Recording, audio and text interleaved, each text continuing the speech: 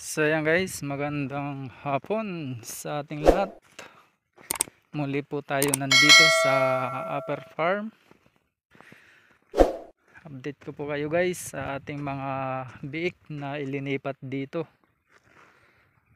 25 na biik.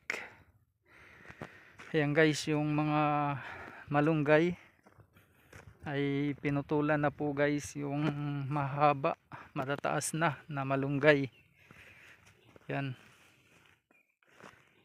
Alternatibo po sa pagkain ng ating mga alagang baboy. Yan guys. So kung bago lang po kayo sa aking YouTube channel, ako nga pala si Jonel, ang Magbaboy Mix Vlog. Huwag niyo pong kalimutan guys mag-like, mag-share, at paki-subscribe na din po at paki-pindot yung ating notification bell para updated po tayo sa susunod nating mga video. So ilinipat po namin guys yung mga ipa na nakasako. Bali dinistansya po natin sa ating baboyan walang amoy. Tsaka nilinisan na din natin guys yung paligid ng ating mga baboy. Yan. Kasi nabawasan po tayo guys dito sa ating mga piglets na ilinipat dito. Nabawasan po ng isa. On the spot po siya guys noong isang gabi. Ay hindi po natin na-videohan yun guys kasi wala tayong dalang cellphone dito. Nung pumunta ako dito ng isang gabi ay may isa tayong biik na namatay. Nanginig talaga siya tapos on the spot wala na. Yung hinala namin ay kinagat ng centipede or ulahipan. Kasi yung centipede guys ay sensitibo din sila nito yung ating mga biik. Kasi kadalasan dito yung centipede ay nasa ilalim lang ng ipa. Kasi medyo matagal na hindi nalagyan ito. Nabakante ito guys. Nagtagal na hindi nalagyan ng mga baboy. Kaya yung mga ulalahipan, kaya yung centipede ay nandito, nabahayan. Isa po yung nabawas na dito guys. Bali 24 na lang po silang lahat dito guys, yung ating mga biik. Yan.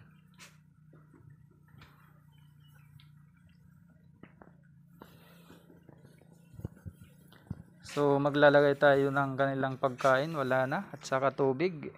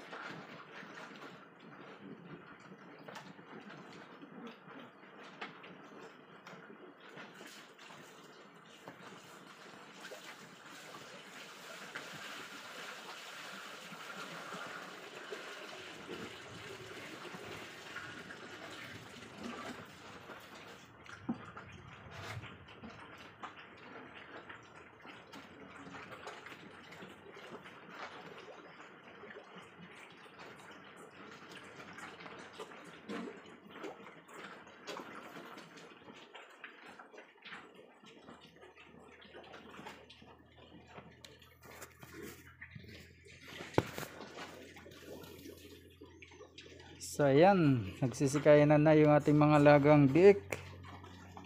Lagyan din natin guys ng tubig. So yung kanilang drinking water guys, ayan o, wala pang laman, wala pang tubig, tapos medyo mataas. Kaya naggawa lang muna tayo guys doon ng kanilang inuman, doon sa corner na yan guys. Doon natin ilinagay yung tubig ng kanilang inuman. So yung ano lang dito ay wala pa tayong ilaw guys dito sa upper farm. Kaya sa gabi talaga madilim. Wala pa tayong supply ng kuryente. Madilim lang dito guys pag gabi. Medyo malayo yung kabahayan. Ayan. So ito naman guys yung binilad na dahon ng malunggay. Ayan. So ihahalo po yan guys sa pagkain ng ating mga baboy. Yan po yung mga kinuha doon sa mga pinagputol na malunggay. Tsaka binilad naman dito guys. Hindi sa araw kundi sa hangin lang binilad para matuyo yung mga dahon ng malunggay. Ayan. So wala pang supply ng tubig. Ayan, so nag-igib lang tayo guys ng tubig doon sa baba, doon sa sapa.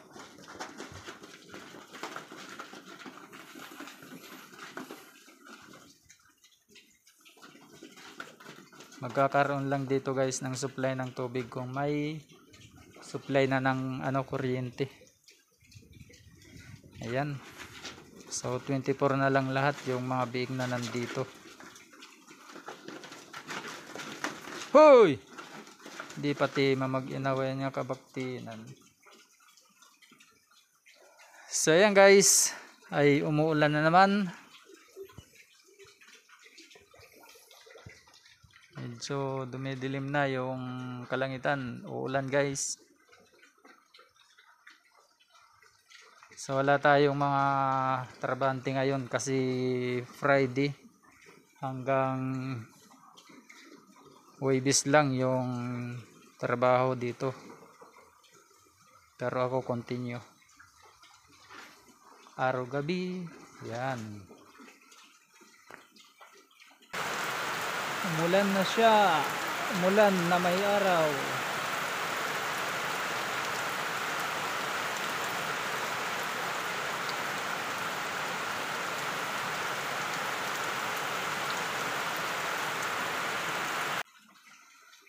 So yan guys, yun lang muna yung ating i-update sa ating mga lagang baboy dito sa upper farm. Sunod ay i-update din ko kayo sa ating mga lagang baboy doon sa lower farm, doon sa baba, doon sa may baryo guys. May mga big din tayo doon, may mga patining tayo doon, saka may mga inahin. Ayan. Dito ay mga patining lang muna, mga biik. Yan, so thank you sa inyong lahat guys. God bless po sa inyo. Ingat kayo lagi. Thank you po sa inyong panonood.